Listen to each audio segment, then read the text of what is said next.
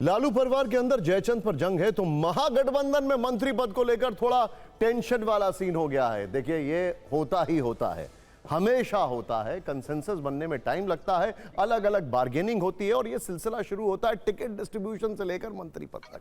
खैर, अब इसे सुलझाने के लिए दिल्ली में लंबी मीटिंग्स चल रही हैं। जेडीयू के कार्यकारी अध्यक्ष संजय झा और पार्टी के वरिष्ठ नेता राजीव रंजन सिंह ने गृह मंत्री अमित शाह और जेपी नड्डा के साथ बैठक की है। चारों नेताओं की ये मीटिंग लगभग 3 घंटे तक चली है।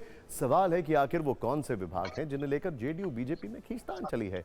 सूत्र बता रहे हैं कि 3 पदों को लेकर विवाद हुआ है। पहला है विधानसभा अध्यक्ष, दूसरा गृह विभाग और तीसरा वित्त मंत्रालय। दोनों दल इन विभागों पर दावा ठोक रहे हैं। शपथ ग्रहण से पहले इन पदों का मसला इतना बढ़ गया है कि जेडीयू के 2 बड़े नेताओं को दिल्ली आना पड़ा ताकि इसका हल निकाला जा सके। सूत्रों के मुताबिक बैठक में मंत्रालय बंटवारे, विधानसभा अध्यक्ष पद पर दोनों दलों की भूमिका को लेकर काफी डिटेल में चर्चा हुई है, जिसके बाद कई संकेत साफ होते दिख रहे हैं। हमारे संवाददाता अमोद राय को पता चला है कि दिल्ली में चर्चा के बाद विधानसभा अध्यक्ष का पेच सुलझ गया है। तय हुआ है कि बीजेपी का अध्यक्ष होगा, जबकि उपाध्यक्ष जेडीयू कोटे से होगा। बीजेपी इस बार गृह मंत्रालय और शिक्षा विभाग अपने पास रखना चाहती है। इसके लिए वो स्वास्थ्य और वित्त मंत्रालय छोड़ने को तैयार है। जानकारी के मुताबिक जेडीयू शिक्षा मंत्रालय छोड़ने के लिए तैयार है, लेकिन गृह मंत्रालय को लेकर मामला अभी फंसा हुआ है। इंपॉर्टेंट मिनिस्ट्री है। साल 2005 यानी जब से बिहार में एनडीए की सरकार है, तब से गृह मंत्रालय सीएम नीतीश कुमार के पास फिक्स है। कानून व्यवस्था, पुलिस प्रशासन और भ्रष्टाचार नियंत्रण जैसे अहम मामलों पर सीधी पकड़ बनाए रखने के लिए वो ये पद छोड़ने के पक्ष में नहीं है। सूत्रों के मुताबिक गृह मंत्रालय पर सहमति बनना फिलहाल मुश्किल दिख रहा है। हालांकि इस पर चर्चा के लिए अलग से आज देर रात एक और बैठक होगी, यानी कि महाराष्ट्र मॉडल नहीं दिखाई दे रहा है अभी तक। आगे देखते हैं। गृह के अलावा बाकी मंत्रालयों पर सहमति लगभग बन चुकी है। हमारे संवाददाता अमोद राय को पता चला है कि बीजेपी के खाते में राजस्व, सहकारिता, उद्योग और पथ निर्माण जैसे विभाग आ सकते हैं। इंपॉर्टेंट मिनिस्ट्रीज हैं। गृह और शिक्षा विभाग की भी कोशिश है, जिसके बदले में पार्टी स्वास्थ्य और वित्त छोड़ने को तैयार है। जेडीयू के कोटे में कृषि, जल संसाधन, ऊर्जा, संसदीय कार्य और तकनीकी शिक्षा जैसे मंत्रालय हो सकते हैं। दोनों दलों के पास कौन कौन से विभाग आ सकते हैं, इसकी पूरी संभावित लिस्ट आपकी स्क्रीन पर है। ध्यान से देखिए। बीजेपी और जेडीयू के बीच हिस्सेदारी लगभग तय मानी जा रही है। अब सिर्फ मतभेद गृह मंत्रालय को लेकर है, जिसके सुलझते ही सरकार का पूरा स्वरूप पूरी तरह स्पष्ट होने की उम्मीद है। 20 नवंबर को सुबह 11 बजे से पटना के गांधी मैदान में शपथ ग्रहण होना है। 19 नवंबर को रात 8 बजे गृह मंत्री अमित शाह पटना पहुंचे।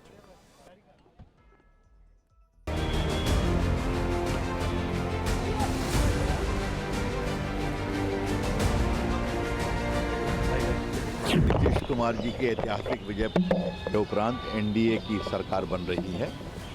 स्वाभाविक है इसमें प्रधानमंत्री जी भी आएंगे, देश के दर्जनों मुख्यमंत्री आएंगे। 2 से 3 लाख लोग इस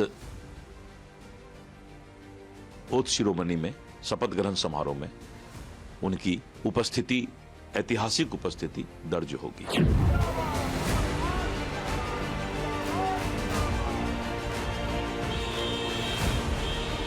माननीय नीतीश कुमार जी के नेतृत्व में एनडीए की सरकार ने जो शानदार और जानदार बिहार की छवि को बदला है,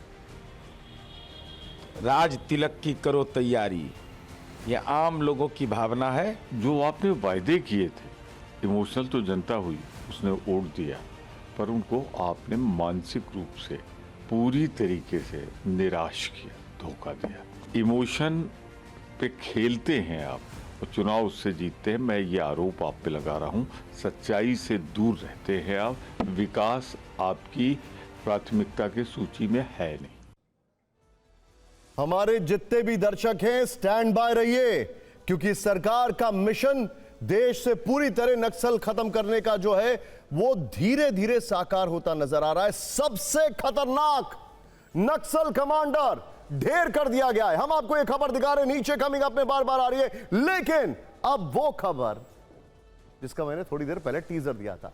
बिहार में हार मिलने के बाद आज पहली बार प्रशांत किशोर पीके मीडिया के सामने आते हैं। उन्होंने चुनावी रिजल्ट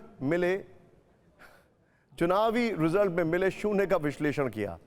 हालांकि ये बोले कि देखिए कितना परसेंट वोट मिला है, हार की 100% जिम्मेदारी लेते हुए एक दिन के मौन उपवास की बात भी कही है। खैर मौन तो वोटर्स ने रखा। खैर आप सिर्फ 9 पॉइंट्स में प्रशांत किशोर के शून्य विश्लेषण और सियासी भविष्य वाले टेंशन को समझ सकते हैं। उन्होंने कहा कि अभिमन्यु को मारकर भी महाभारत नहीं जीता गया था। प्रशांत किशोर ने हार की 100% जिम्मेदारी अपने ऊपर ली है। उन्होंने बताया कि देश के इतिहास में पहली बार 40,000 करोड़ रुपए खर्च करने का वादा किया गया।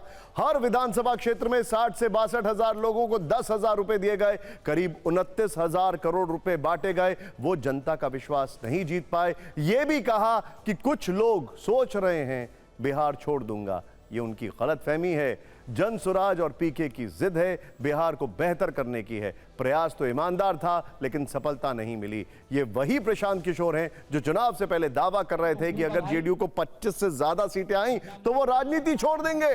जेडीयू को 85 सीटें आने के बाद अब वो क्या कह रहे हैं, सोचिए जरा। बल्कि वो कह रहे हैं कि दोगुनी मेहनत करेंगे, यानी वो राजनीति नहीं छोड़ेंगे। एक छोटा सा होमवर्क है हमारे सभी दर्शकों को। ये खबर देखते देखते जरा फोन में देखिए इनकी पार्टी का सिंबल क्या है। वैसे आपको याद नहीं होगा और ये भी एक बहुत बड़ी कमी है। देखिए जरा।